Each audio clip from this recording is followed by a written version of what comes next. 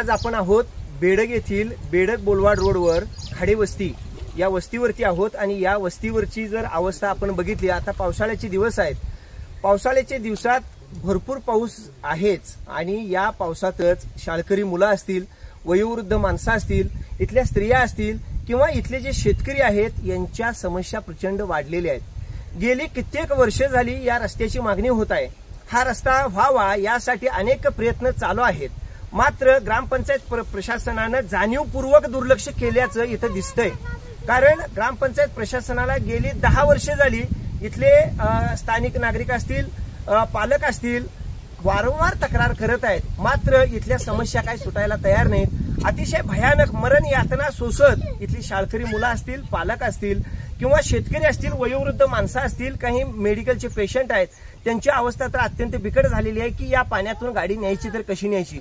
साधी 2 व्हीलर सोडा पण पाण्यातून ह्या चालत जाता येत नाही अशी अवस्था असताना इथं मेडिकलचे पेशंट 4 चाकी गाडी न्यायची कशी हा प्रश्न आहे। भारताला स्वातंत्र्य मिळून 75 वर्ष उलटून गेली, मात्र बेडगमधील या मरण यातना ह्या खाडे कुटुंबियांच्या अजून संपलेल्या नाहीत। काही वाद असतील, काही तक्रारी असतील, पण त्या सामोपचारानं मिटवून ग्रामपंचायत प्रशासनानं त्वरित येणाऱ्या 4 दिवसात जर रस्ता नाही केला तर इथले हे ग्रामस्थ म्हणजे स्त्रिया असतील, पुरुष असतील किंवा शाळकरी मुलं असतील, शेतकरी असतील, हे इथं आमरण उपोषण करणार आहेत असा त्यांनी इशारा दिलाय। फार गंभीर स्वरूपाची ही बाब आहे। मेडिकलचे पेशंट कसे न्यायचे हा प्रश्न यांच्या समोर आहे। शाळकरी मुलाने शाळा कशी जायची, शाळेला कसं जायचं हा प्रश्न आहे। ग्रामपंचायत प्रशासन इकडे कधी येणार आहे?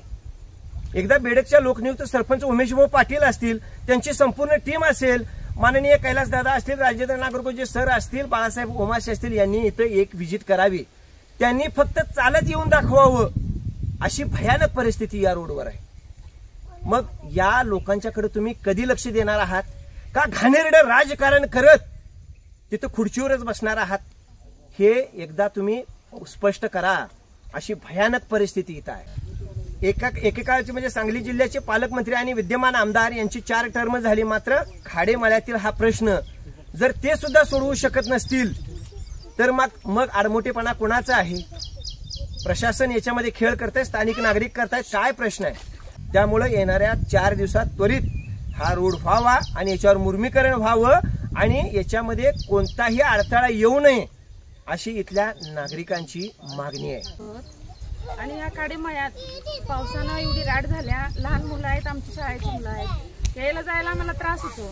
त्याकडे काय बेडग प्रशासन कुणी सरपंच कुणी इकडे येत नाही, बघत नाही, काय नाही। त्या राडीतनं आम्हाला जायला त्रास होती। आमची लहान मुलं आहेत, शाळेला जातात आणि 2 व्हीलर पण जाऊ शकत नाही इथनं। आमच्या घरात पेशंट आहेत, आमचे सासरे आहेत, आम्हाला जायला येत नाही राडीत। 4 व्हीलर तर काही येतच नाही, कोण बघत पण नाही, कोण पंचायत करत नाही। आमचं शेत इकडं आहे, आम्हाला जाता येत नाही। या राडीतनं गुडघ्या एवढं चिखल आहे। काहीतरी कुणीतरी दाद घेतली पाहिजे। किती दिवस झाला आम्ही सांगालोय, कुणी लक्ष देत नाही आणि किती वेळा आम्ही तक्रार दिली तरी पण कुणी पंचायत करत नाही त्याची। त्यामुळं प्रशासनानं नीट लक्ष देऊन या राडीचं काहीतरी मुर्मीकरण करावं अशी आमच्या सर्व खाडे वस्तीवरच्या सगळ्या ग्रामस्थांची, सगळ्या माणसांची, सगळ्या महिलांची, मुलांची एवढीच इच्छा आहे की यांनी मुर्मीकरण सगळं करावं व्यवस्थित। आज प्रामुख्याने इथे अमानुष असा पाऊस काळ झालेला असून इथल्या रस्त्याची